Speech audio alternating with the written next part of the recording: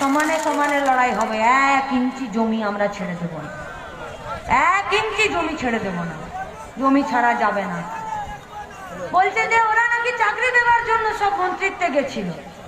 अरे वो बात तो हम लोगों का था कि सिंगूर में कारखाना बाएं महाज का सरकार बनाएंगे, सालबनी में कारखाना बामफ्रंटेर सरकार बनाबे, पुरुलियाते कारखाना बाएं महाज का सरकार बनाएंगे।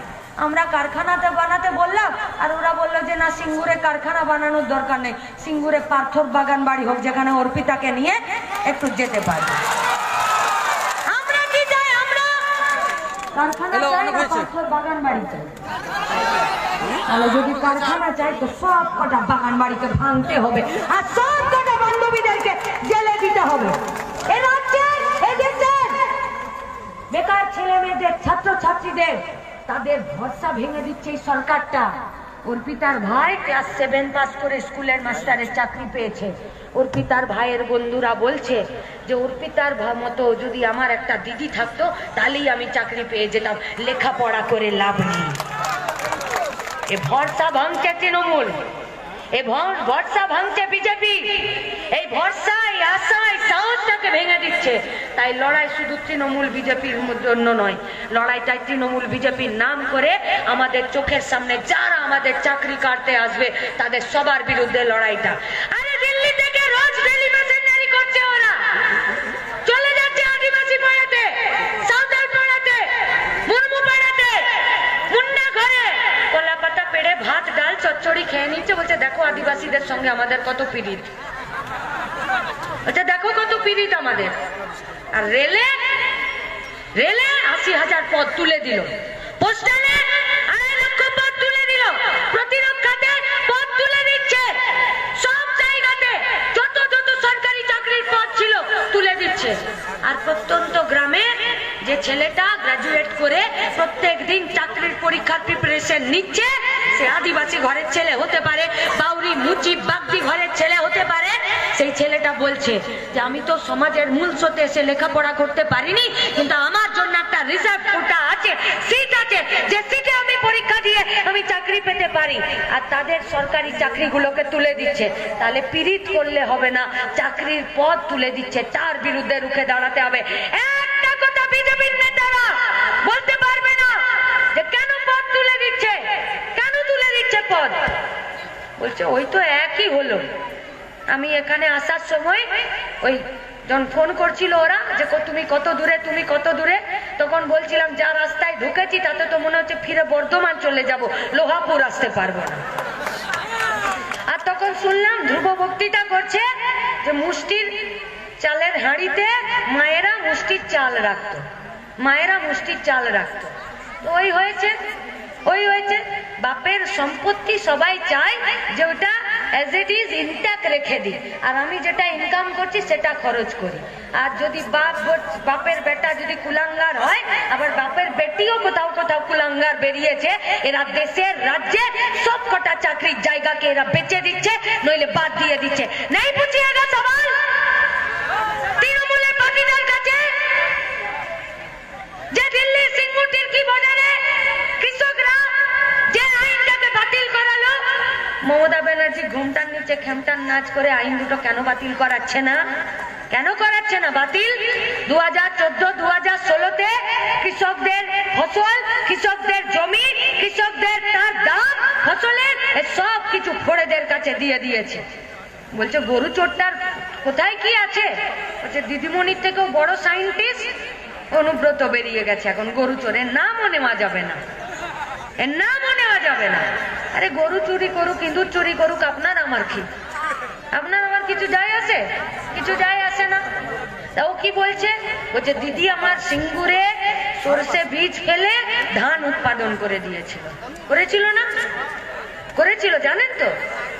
জিজ্ঞেস করেছিল ওকে, জিজ্ঞেস করেছিল যে আপনি সরষে ফেললেন, ধান কি করে হলো?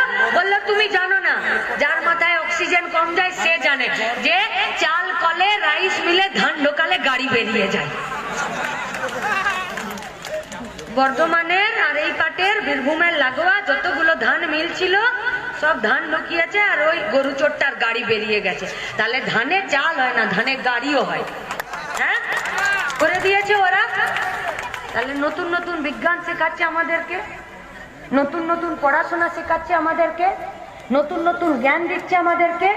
আর জ্ঞান দিতে গিয়ে আমাদেরকে বলছে যে তোমাদের ভগৎ সিং, তোমাদের ক্ষুদিরাম, তোমাদের নেতাজি এরা সব টেরোরিস্ট ছিল। তাহলে এরা যদি টেরোরিস্ট ছিল, তাহলে ববি হাকিম, তাহলে অনুব্রত মণ্ডল, তাহলে সৌগত রায়, এরা কি বলছে? এরা বলছে এরা সব দেশভক্ত, এরা সব দেশের স্বাধীনতা সংগ্রামী, আর ভগৎ সিং, নেতাজি, ক্ষুদিরাম এরা দেশদ্রোহী। এরা বলছে কি বলছে? ওরা বলছে যারা তৃণমূলের সমালোচনা করবে তাদের চামড়া দিয়ে নাকি ওদের পায়ের জুতো করবে। বলেছে না? একটা মাস্টারমশাই, কেমিস্ট্রির প্রফেসর, উনি বলেছেন। আরেকজন বলেছেন যে আমাদের গলাতে নাকি বকলেস লাগিয়ে আমাদেরকে নাকি কুকুরের মতন দৌড় করাবে। হ্যাঁ, আর একবার ইডি সাইরেন বাজাচ্ছে, সব কটা ইঁদুরের মতন হসপিটালে ঢুকে যাচ্ছে, সব কটা ঢুকে যাচ্ছে এদিক ওদিক।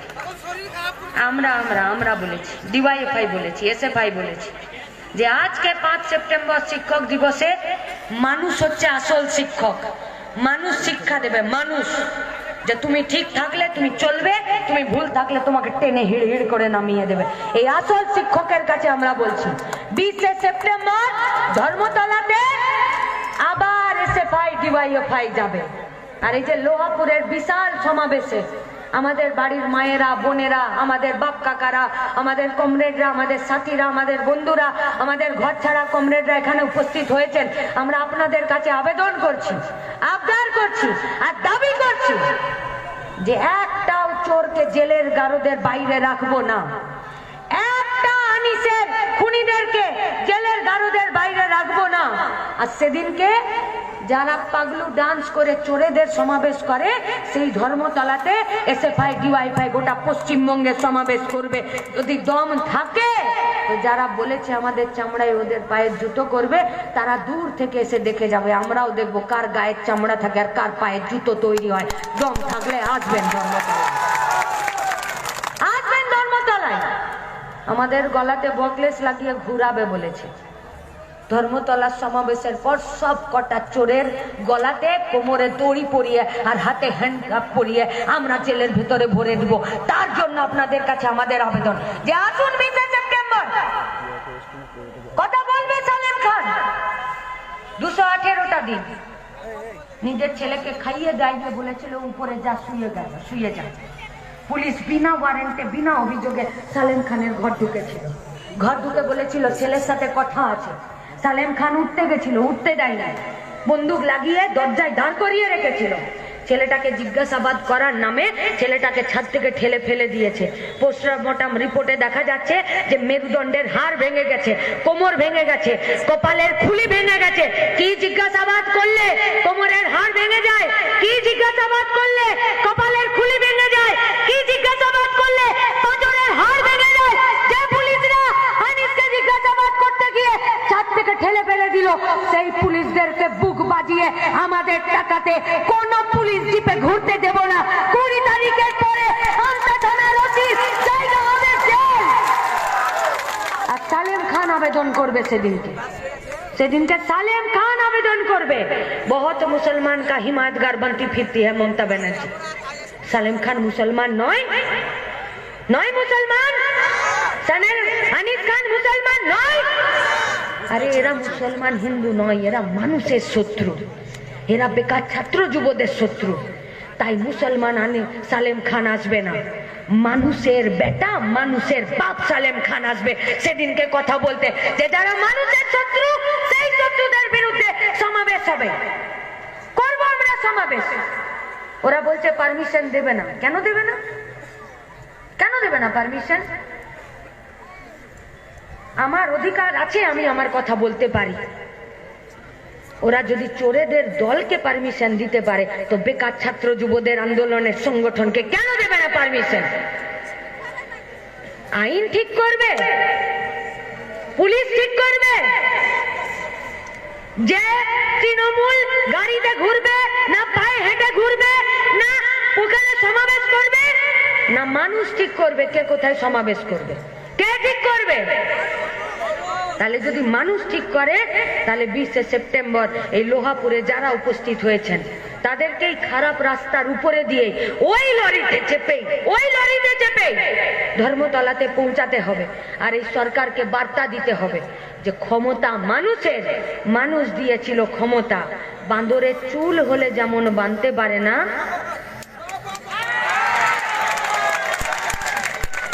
আর সেই চুলের যখন যত্ন হয় না তখন সেখানে উকুন হয়ে যায় আর জট হয়ে যায়। মমতার সেই দশা। মমতাকে প্রচুর ভোট দিল মানুষ, প্রচুর ভোট দিল। 218টা সিট পেল, 218টা সিট পেল। বললো আমাদেরকে দেখবে, আর কিচ্ছু চাইনি।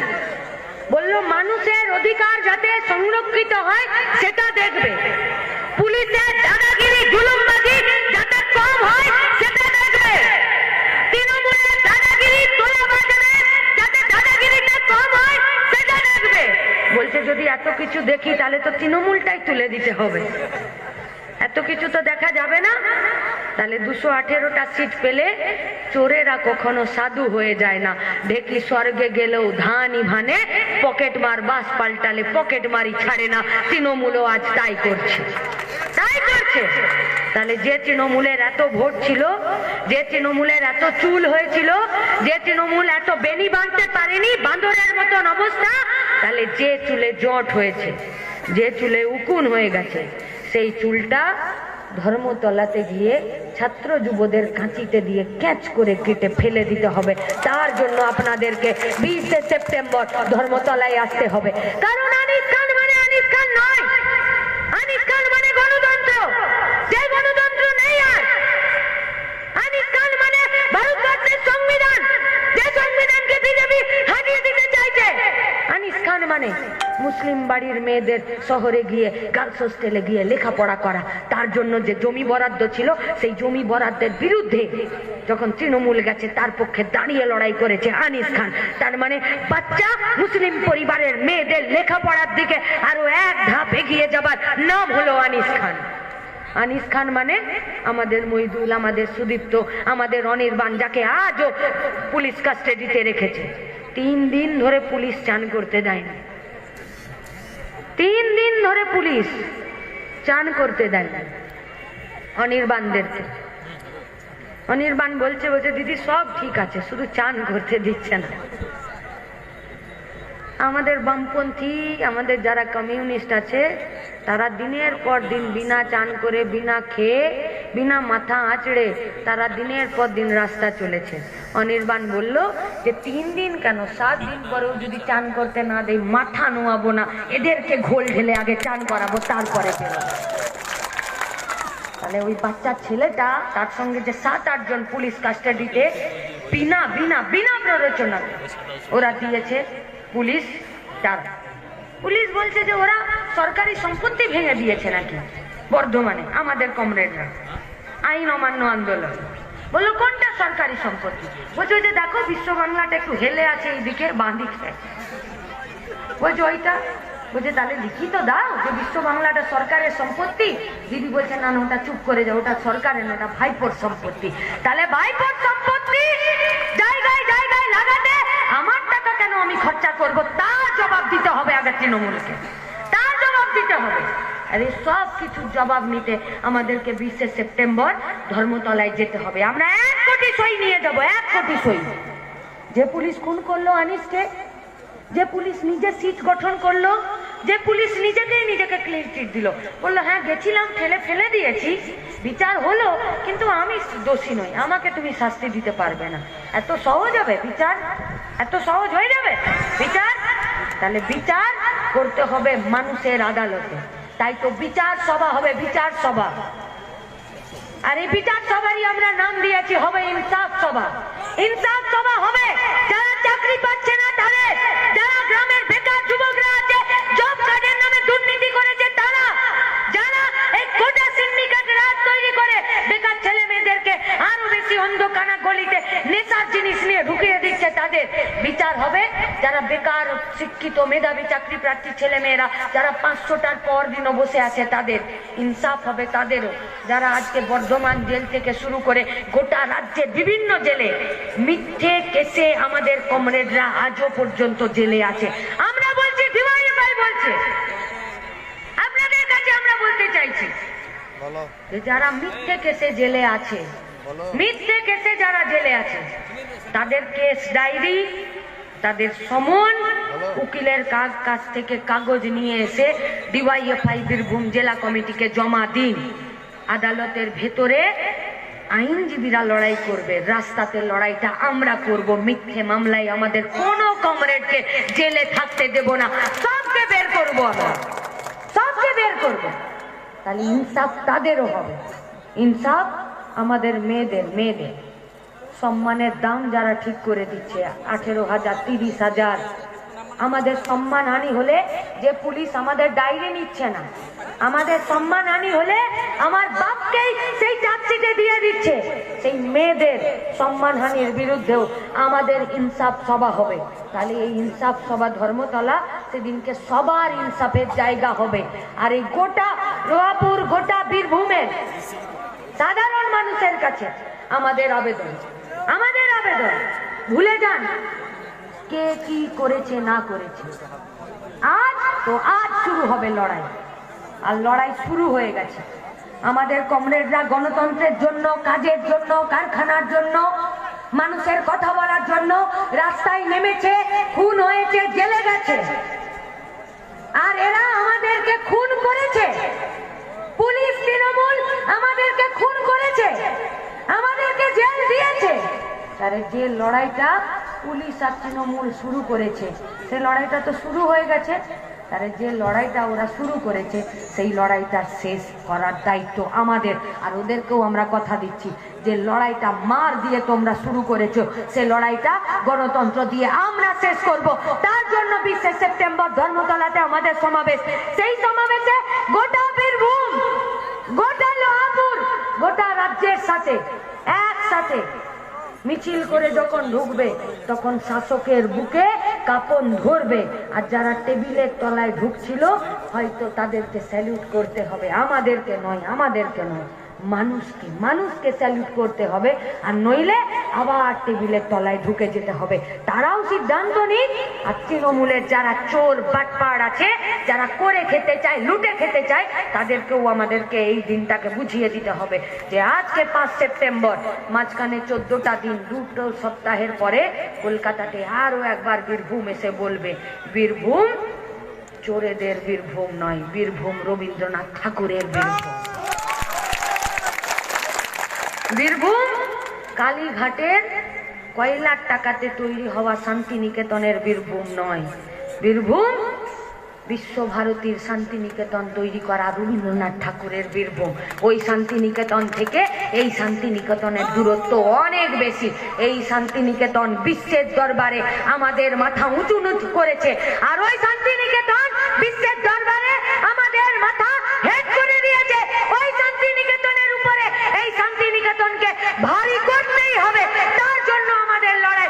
সেই লড়াইয়ে 20 সেপ্টেম্বর আরো একটা বার মাইলস্টোন সেট হবে। সেই মাইলস্টোন সেট করার জন্য ডিওয়াইএফআই পশ্চিমবঙ্গ রাজ্য কমিটি, বীরভূম জেলা কমিটির বিহাফে আপনাদের কাছে 2 হাত দিয়ে বাড়িয়ে আমাদের আহ্বান, আসুন। শুধু সালেম খানকে নয়, প্রত্যেকটা গ্রামে এরকম অনেক সন্তান হারা बाप माएरा আছে, তাদের প্রত্যেকের कलेजा को ठंडक पहुंचाने के लिए हम लोग पहुंचे 20 सितंबर ধর্মতলাতে। আর এই পশ্চিমবঙ্গের সমস্ত বাপ মারা যাতে শান্তিতে বলতে পারে যে এই পশ্চিমবঙ্গ শান্তির পশ্চিমবঙ্গ, ভালোবাসার পশ্চিমবঙ্গ, আমাদের বন্ধুত্বের পশ্চিমবঙ্গ। এখানে আমাদের ছেলে মেয়েরা বিরোধিতা করতে গেলে, প্রতিবাদ করতে গেলে কেউ খুন হবে না, কেউ জেলে যাবে না। এখানে সবাই নিজের কথা স্পষ্টভাবে বলতে পারবে।